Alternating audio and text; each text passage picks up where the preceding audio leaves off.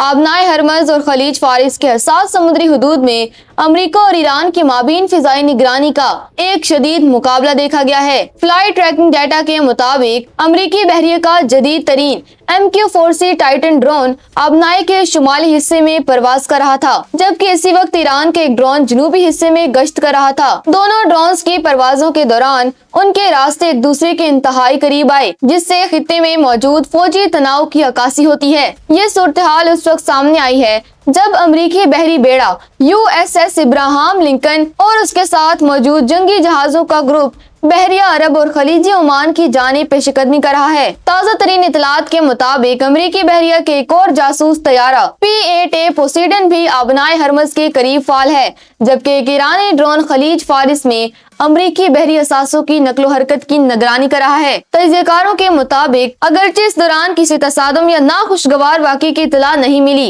लेकिन एक ऐसे मुकाम पर जहां से दुनिया की मजमूई तेल की तिजारत का 20% गुजरता है, इस तरह की मुकाबला जाती निगरानी किसी भी वक्त खतरे का बाइस बन सकती है। दोनों ममालिक एक दूसरे की दिफाई सलाहियतों और नकलो हरकत को जांचने के लिए जदीद तरीन तकनीकी वसाइल का इस्तेमाल कर रही हैं, जिसने खित्ते में सिक्योरिटी की सूरत हाल को मजीद पेचीदा बना दिया है।